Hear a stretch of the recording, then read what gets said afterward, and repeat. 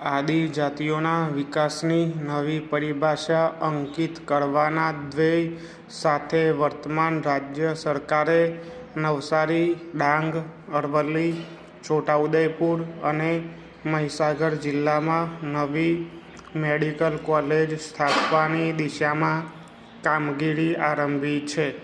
રાજ્યના અંબાજીથી ઉમરગામ સુધીના આદિજાતિ બેલ્ટને આવરી લેતી વન સેતુ ચેતના યાત્રાનો નવસારી જિલ્લાના વાંસદાથી શુભારંભ કરાવતા મુખ્યમંત્રી શ્રી ભૂપેન્દ્રભાઈ પટેલે જણાવ્યું હતું કે વનબંધુ વિશ્વબંધુ બને એ માટે રાજ્ય સરકારે વનબંધુ કલ્યાણ યોજના 2.0 હેઠળ 2023-24ના વર્ષમાં 47,000 કરોડની જોગવાઈ કરી છે.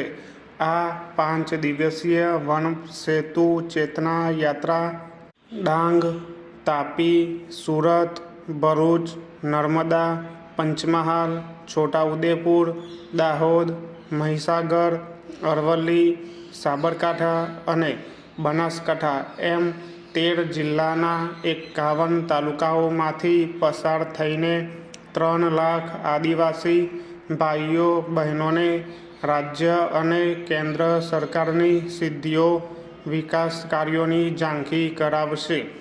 આ યાત્રા મુખ્યમંત્રીશ્રીએ વન ધન વિકાસ, વનલક્ષ્મી યોજના, માલિકી યોજના સહિત વન વિભાગની વિવિધ યોજનાકીય લાભો, સહાયના ચેકોનું વિતરણ કર્યું હતું. ફકરો: અયોધ્યામાં ભગવાન શ્રી રામના ભવ્ય મંદિરની પ્રાણ પ્રતિષ્ઠાના પવિત્ર ઉત્સવને અનુલક્ષીને વડાપ્રધાન શ્રી નરેન્દ્રભાઈ મોદીએ દેશભરના તમામ નાના મોટા ધર્મસ્થાનોની સ્વચ્છતા માટે સાર્વત્રિક સફાઈ અભિયાન હાથ ધરવાનું દેશવાસીઓને આહ્વાન કર્યું છે. ત્યારે મુખ્યમંત્રીશ્રી અને મંત્રીશ્રીઓએ આ અભિયાન રૂપે ઉનાઈ માતા મંદિર પરિસરની સાફ સફાઈ કરી હતી.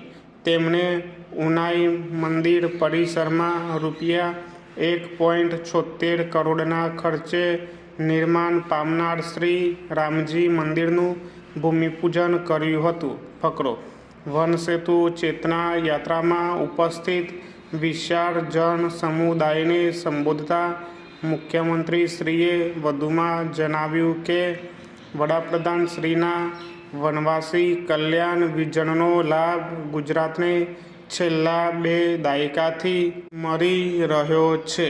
અંબાજીથી ઉમરગામ સુધીના પૂર્વ પટ્ટામાં વસતા રાજ્યના અભિન્ન અંગ સમાન આદિવાસી સમુદાયના સર્વાંગી વિકાસ દ્વારા વિકાસની મુખ્ય ધારામાં લાવવા માટે તત્કાલીન મુખ્યમંત્રી અને હાલના વડાપ્રધાન શ્રી નરેન્દ્રભાઈ મોદીએ વનબંધુ કલ્યાણ યોજનાનું સફળ અમલીકરણ કર્યું છે. ફકરો: મુખ્યમંત્રીશ્રીએ દક્ષિણ ગુજરાતનો ડાંગ જિલ્લો અને સબરીધામ આદિવાસી અસ્મિતાના પ્રતીક હોવાનું જણાવ્યું હતું.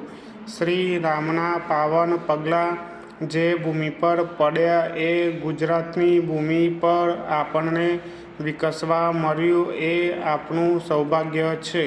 મહાભારતના પૌરાણિક કાળમાં ડાંગ પ્રદેશનો દંડકારણ્ય નામે ઉલ્લેખ છે એમ જણાવતા મુખ્યમંત્રીશ્રીએ કહ્યું હતું કે આદિવાસીઓના આરાધ્ય માતા સબરીજીના એઠા બોર ખાઈને ભગવાન શ્રી રામે આદિજાતિ માતાના સ્નેહ, વાત્સલ્ય અને મમતાની અનુભૂતિ કરી હતી.